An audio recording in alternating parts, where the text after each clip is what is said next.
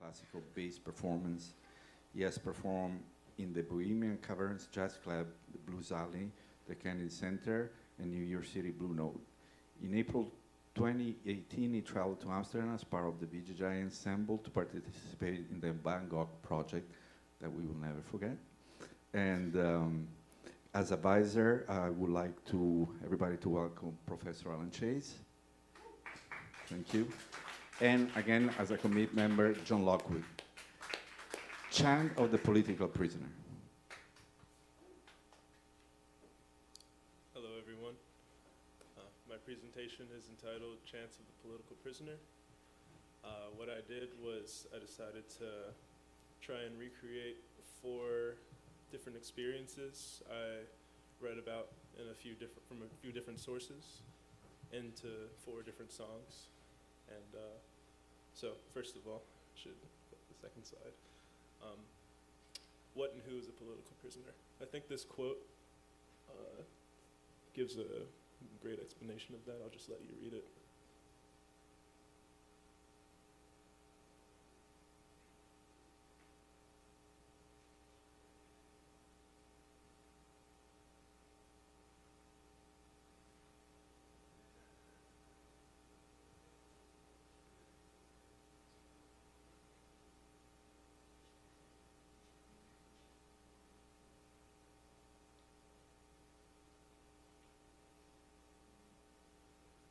So basically what Angela Davis, who I'll talk about in a second, and other like-minded people did was if they ended up breaking a law that they felt was for the common good of a greater amount of people, then they felt that they'd then be able to call themselves a political prisoner.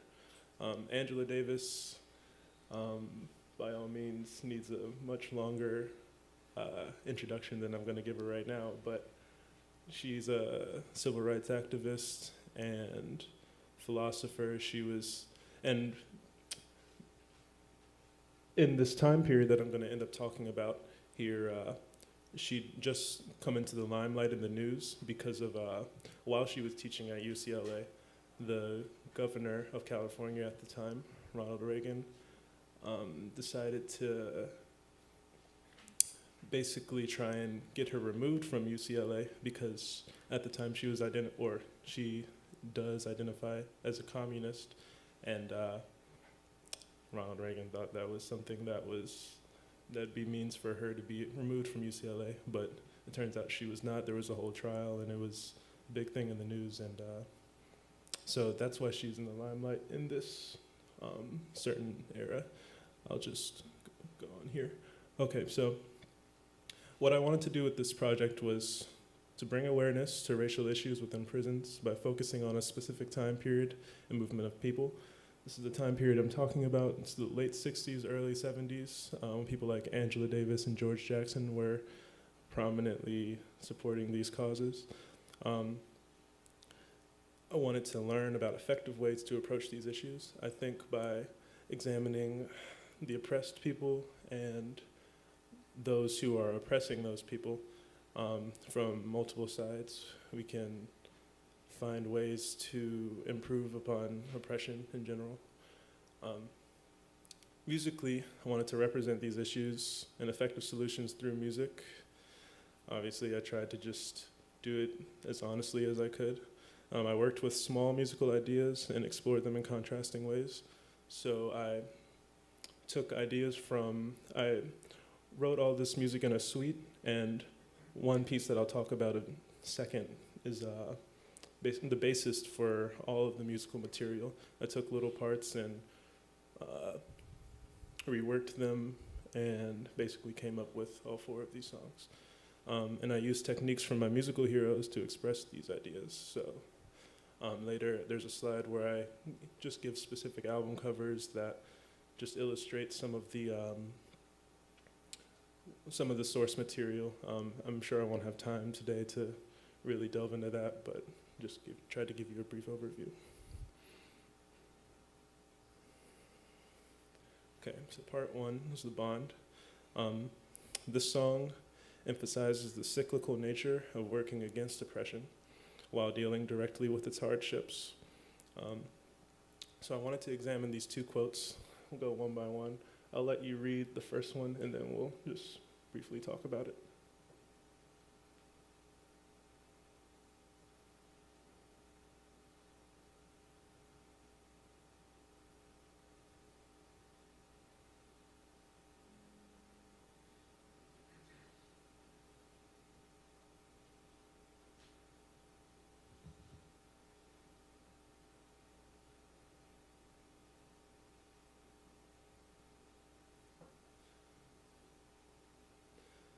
This quote is referring to Angela Davis, and George is George Jackson, who I'll be talking about later.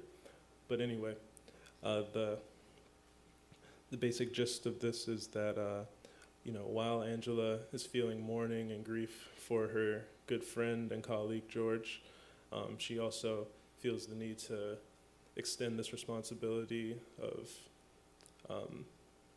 lifting up the oppressed in any way she can. And I tried to basically capture this dual approach to the bond of what oppression can do to a group of people. Secondly, I'll let you read this bottom quote.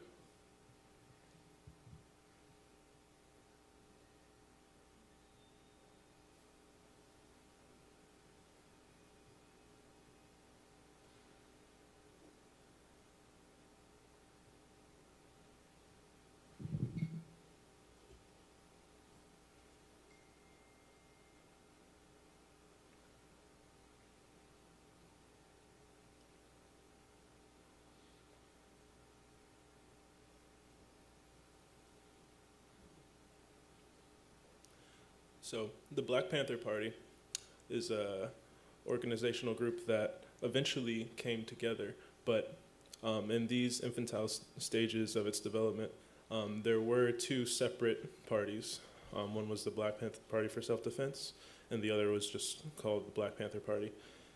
And as you can see here, there was someone from the Black Panther Party of Self-Defense that came into the meeting place for the Black Panther Party and had a gun, had been drinking midday, and was threatening to kill people that were all working for the same cause. So I think that's the most important part, that these two groups, no matter their differences, were working towards one common goal, but somehow oppression kind of came and divided them two for that moment. Also, there's the fact that the Minister of Defense, Huey Newton, was in prison. Basically, that's just another way of expressing that oppression over these people. This is just the leader of the Party for Self-Defense, which was the kinds of things they would do were make breakfast for kids in the communities. There was a Black Panther newsletter for they were advocating for community development, and that's what the party was for. But facing these difficulties is just something that was a part of the experience because of the oppression that was going on. So here I'll talk about these musical examples quickly. These top two examples are from the next song I'm going to talk about. But basically, this is from the top two examples is where all the musical material started within this song. And what I did for this tune, The Bond, was I took these two voicings here on the top. One has the one on the right has an F sharp in the bass clarinet, and the one on the left is the melody is doubled between the flute and bass clarinet. And what I did was, for the bond, the very first chord of the bond, is I took a combination of these two chords, and I inverted it so that you can see the chord symbol is G minor 6/9 over D, and instead of having the D in the bass, I put the D in the soprano voice, the F sharp became the bass voice, and so it sounds much different, and it was the basis for that composition. So now I'll show you the bond.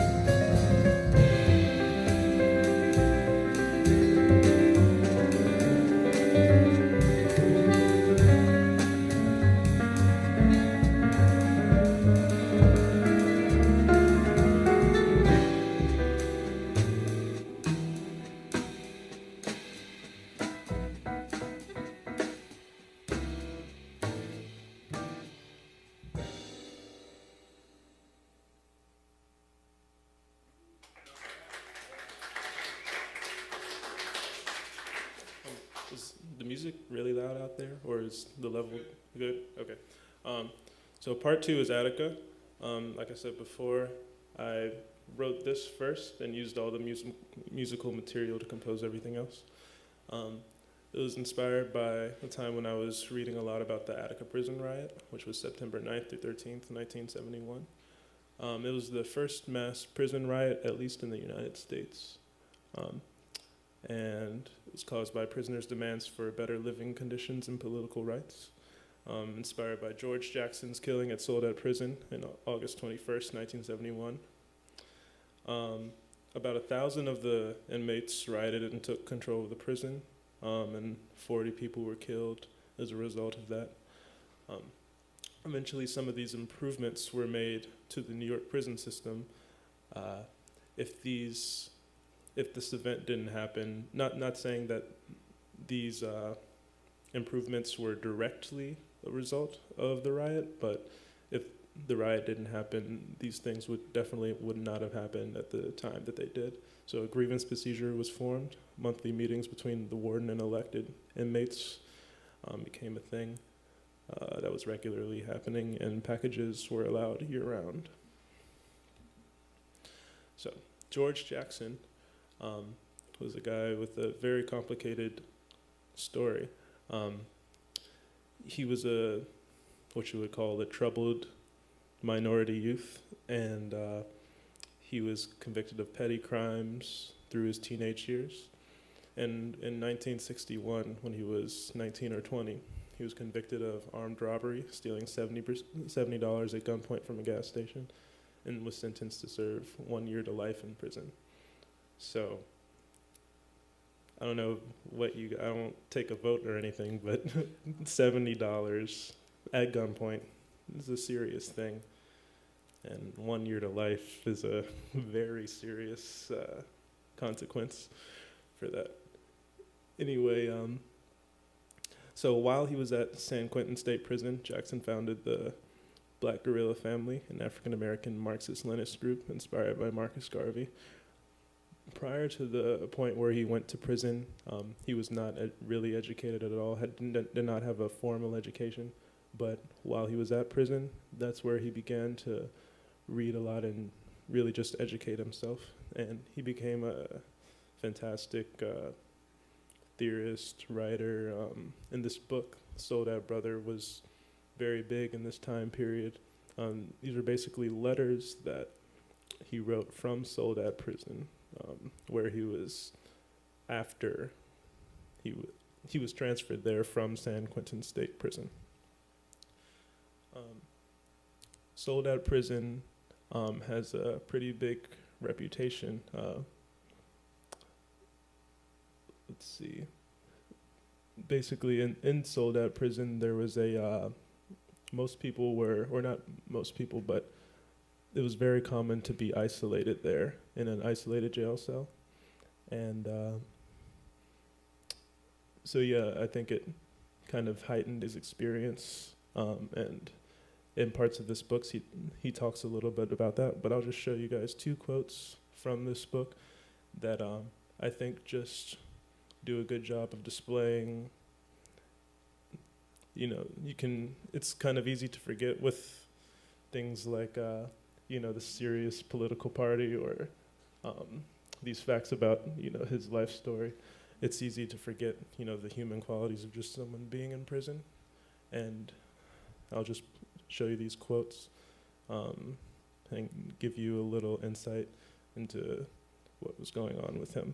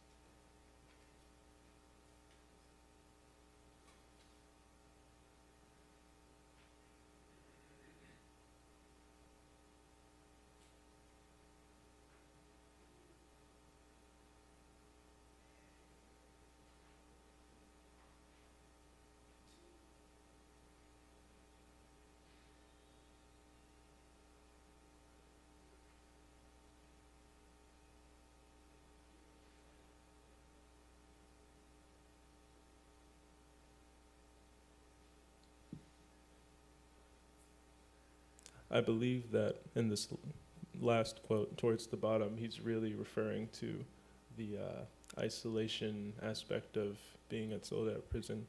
And but at any rate, these are very serious things to say about the way one's life is forced. These are very strong statements to make about, what a system is doing to you. And I think they just shouldn't be ignored, and I just wanted to bring those to your attention.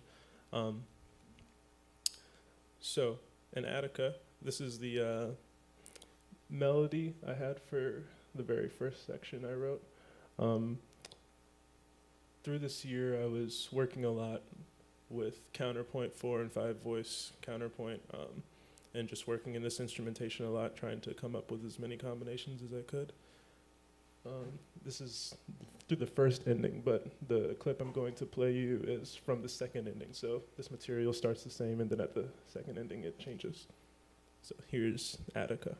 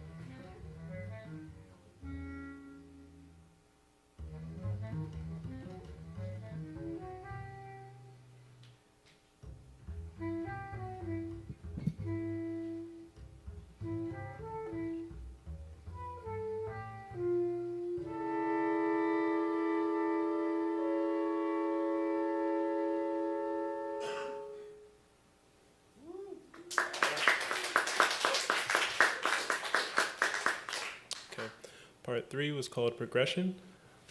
It was my interpretation of life in an isolated prison cell. It was inspired in part by, for the most part, by a letter to Erica from Angela. It's from the book If They Come in the Morning by Angela Davis. Around this time, she composed basically a book of letters from people like George Jackson, Erica Huggins, who was a Black Panther Party. She was in the Black Panther Party, her and her husband. There were just letters from the circle of people, basically. What I tried to do musically was convey the relationship between,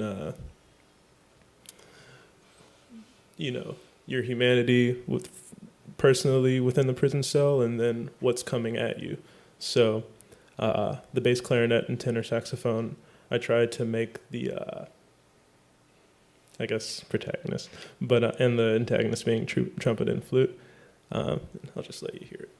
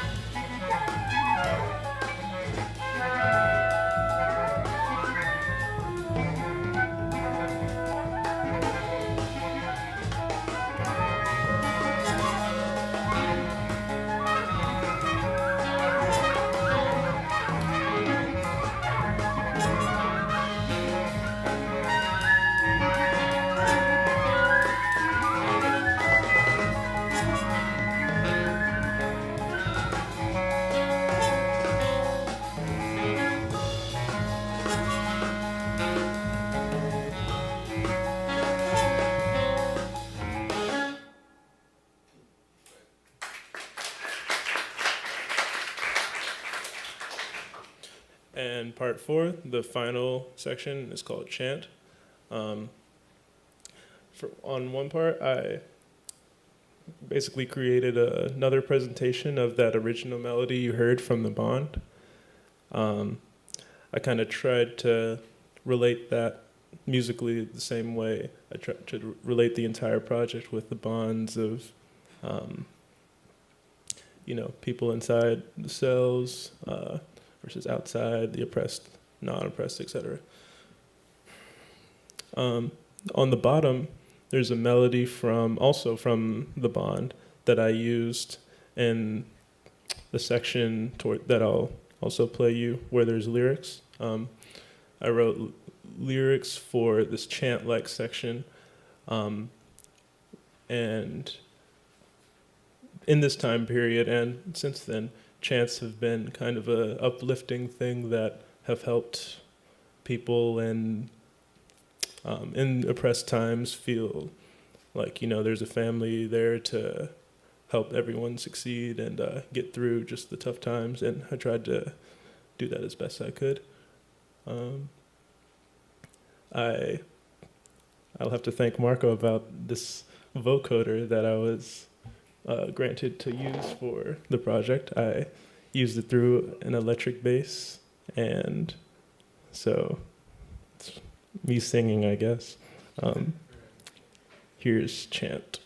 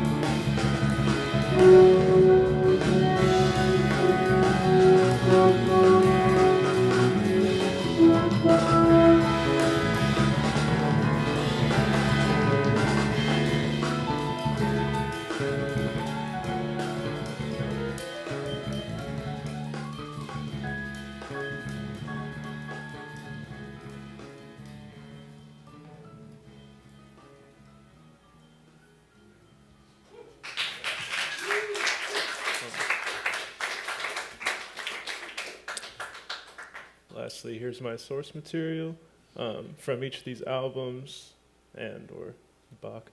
I took something very specific from all of these albums to create the music for this project. Could get into that specifically later if anyone has a question. And just a lot of people to thank. First of all, the musicians, Joe Malenkov, Aidan Lombard, Ben Solomon, Matthew Stubbs, Lefteris Cordis, and Evyatar Slivnik. Were just amazing to work with. It was a lot of fun writing for them. And Alan Chase, I'd love to thank you. He, whenever, in the beginning stages of this project, I would just bring like a small idea to him and he'd like just give me ideas in every direction to go. So it was really helpful being with you all semester. Everyone listed here, there's something specific, John Escobar and Lior really, and Alan Chase for that matter, really helped me out after I woke up late for the recording session and helped me finish everything right on time. So Danilo and Marco, I'd love to thank you. You showed me, hi Danilo.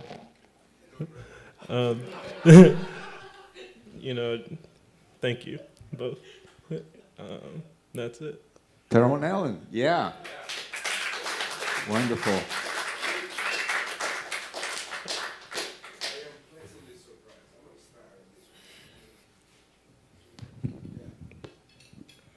Tyrone, congratulations, wow. Very moving, and the music is fantastic.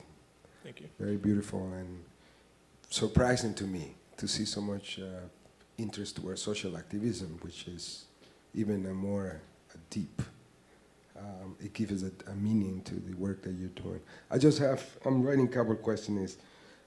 Could you describe the guiding choices, like the way you set it up, the barn, and how that affected the musical choices in terms of tonality or in terms of chord choices, or because it feels really like you connected really beautiful.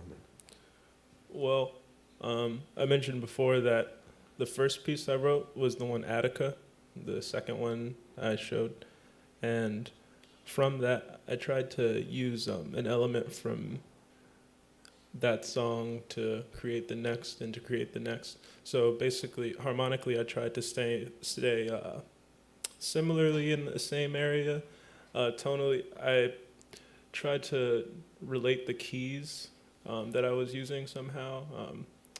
Let me think if I never got to E flat, but I was trying to work between C, A, F sharp, and never went all the way there, but I tried to just create as much continuity as I could musically through a few different ways. I would actually be interested in hearing this in the context of a video.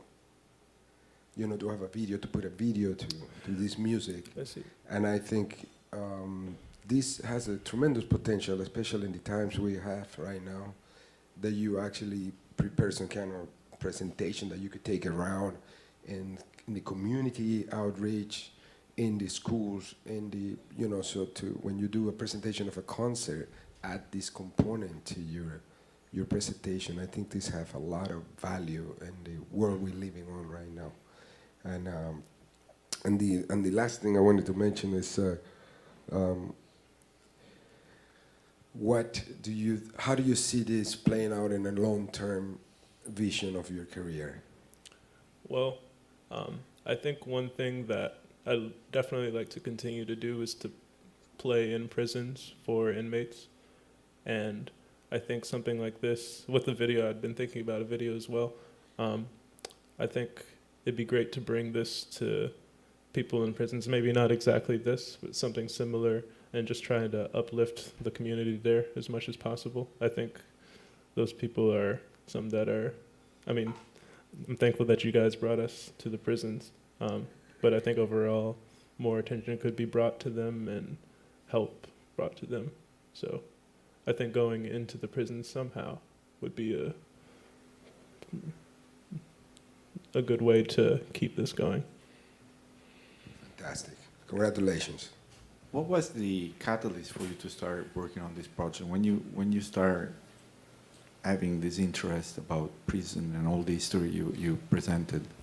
Well, actually, originally my project wasn't going to be centered around the prisons, but when I began reading, first I read If They Come in the Morning. There's specific stories, and I read some of them first, and then I read most of Angela Davis' biography. I read all of everything about this time period, and just the strength of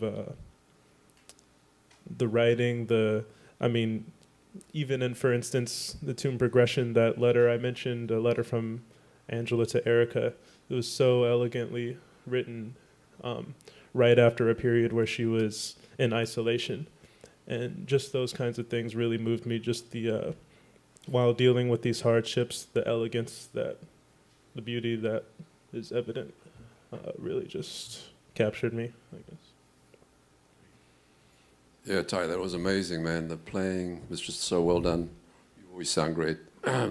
For me, it was special because having grown up in South Africa during the 60s and 70s, there's so many similarities. But I just wonder how it makes you feel now when still around the world, this stuff is still going on in a slightly different way. Mm-hmm. You know, after all this research, things kind of change, but they don't really change. There's all this lurking thing lurking down, and in all the isms. And it's around the world. It's not just here. I came here thinking America was free, because I thought racism only existed in South Africa. So I just wonder how it makes you feel now after having done all this. Well, I know there's. I feel very connected to just this topic and the struggle in general, but I also know that just like when Angela's friend and colleague George died, that feeling of, there's always twice as many lifetimes of work to do. I think I kind of feel mostly like that. I think I don't know exactly where I want to take this, besides I know I do want to do it in the prisons, but I just think that as much as I can do to educate myself and then say exactly what I think when the time's right. I think that's all I can do. But thank you for sharing that. That's really inspiring. I think you should be presenting this all around, everywhere, personally. You could expand on it. It's a great subject to delve into, and you could go even further. It's fantastic. Yeah. Thank you. Yeah, Tyrone, amazing project. Congratulations. As I was listening to it, I was kind of struck with that I had the same feeling that I had when I first got into jazz. Like it brought me back there. There's one specific summer when I heard Bitches Brew and First Weather Report and Ornette Coleman Science Fiction came all at once, and I had that same feeling that I had then. There was so much to explore in this music, and I find it so passionate and colorful. I could almost hear each instrument being a person speaking on their own, you know. And I like the contrast you set up with the protagonist and antagonist. Such a great way to generate energy and contrast and interest in the music. I found it rich, colorful, original, passionate, and visual. It conjured up a lot of images. Also probably because how you preceded it with your presentation and the bigger context. Well, this is a painful, huge project, you know, and reality.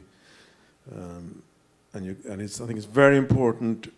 What you're doing is very important. I think you should get out there, present this everywhere, as John was saying, everywhere you can, schools, prisons. My only suggestion is that you refine your presentation technique, okay? Oh, yeah. Which is something that's I would agree. yeah, and there's something totally doable. You play bass, amazing bass playing. So some refinement of how you present, because it's a little bit hard to follow you sometimes. Sure. Yeah. Gotcha. Yeah, I think I'll end there. Thank you again. Thank you.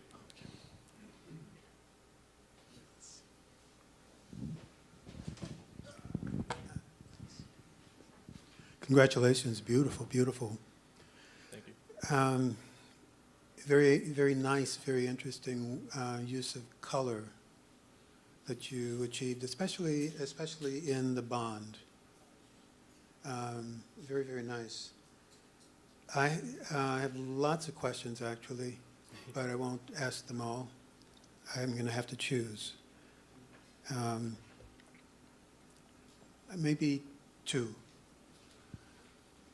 And this is just out of curiosity. I mean, I applaud your work. It's beautiful. You have a very strong voice, and I hope you continue to develop that. But just curiosity, could you talk about the nature of the bond?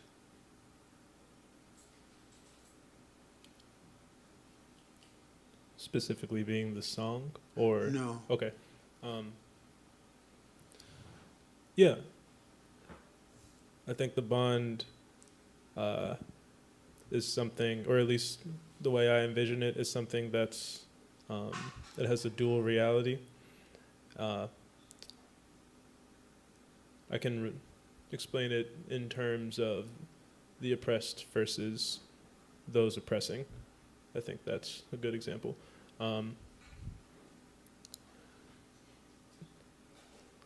For instance, I'll talk personally about it, I guess.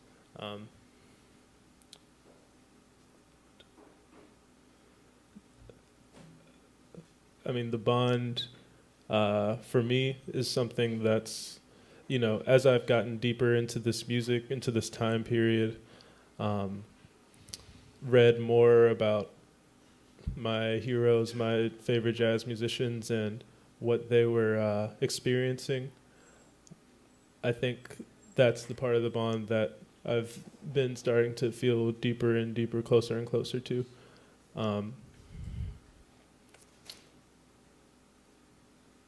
And at times it can be a very difficult thing for everybody. I myself, might have experienced things subtly, or sometimes things that I don't even notice, that become reasons why the bond is so important. It's so important to try and solve these issues somehow. It's a very complicated topic and question, but I would think about it more, and hopefully I'll be able to give you a better answer at some point.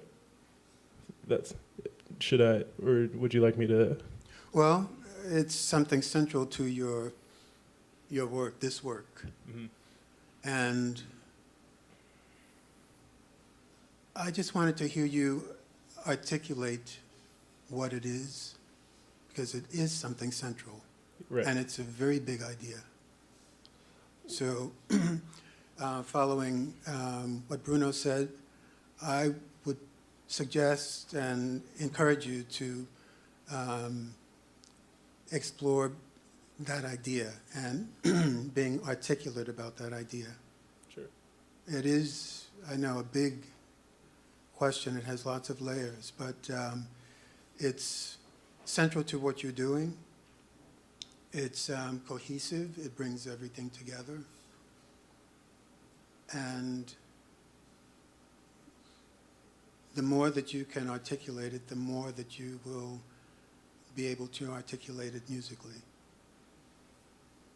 I don't know if I have time for another question like that. Probably not. Okay, We could talk later. we'll talk later. Alan, you want to comment on that? I know we're short of time. I just want to congratulate you on the music and the project and the research that you've done. I agree with everything everyone said. It's extremely meaningful. It's great music. I think it should be released to a wide audience, and maybe it needs a little more mixing work, but not that much. And I think this is just really important that you get this out there. The presentation, the context, the inspiration and information, and the music itself, and hopefully connected with each other. I agree, like schools, prisons, there are other venues where this could be important, like halfway houses between prison and just youth audiences of many kinds. I mean, it's important. I was just thinking about the first time we met you. One of the sources you didn't put up here was a James Baldwin essay that I went and got from the library and read. As you focused on this, you learned a lot. You did great research. I don't know. I have many things to say, but I think they were all said before. I think you could. The only thing I would work on, continuing to refine. We got a lot from this presentation, and we know what you're talking about. But to empathize with the fact that some people in the audience won't have that much historical context for this and need a little help situating who these people were, when, where, how. And that just needs like a little more editing and clarity, maybe working with somebody to present this. I love the idea of a video, that millions of people could see and have begin to get an understanding of what you're connecting, and musically and historically, culturally, politically, and then do more research. They'll be inspired to learn more. Many people will be inspired by it. The music is amazing. I mean, it's one of the best things I've heard in one of these presentations. It's very original, also very connected to history, but it's not a replication of something old. It's inspiration from something old, sort of old. I don't want to believe it's old because it's the music I grew up on, like Bruno, but it's alive, and you're bringing it into the world in a new dimension is added to it by what you did. It's original. It's really important music, and I wish you a lot of luck continuing with that. Thank you so much, thank you. Alan. Great. You want to say something now? You wanted to say something? No? Okay. I just would like to echo everybody's comment. This is a powerful and important work. And the only thing I would like to add from my side is that it's very inspiring to see you in this role of spokesperson for something that is so urgent and important to say. And I hope that you see yourself as well in this role and continue. There's an earnest and an urgency in your presentation that I think we all felt. And I think it is in you, and it's really inspiring for me, that we spent so much time this year, see you in this particular role and being able also to communicate it so well into your music. So congratulations. Thank you.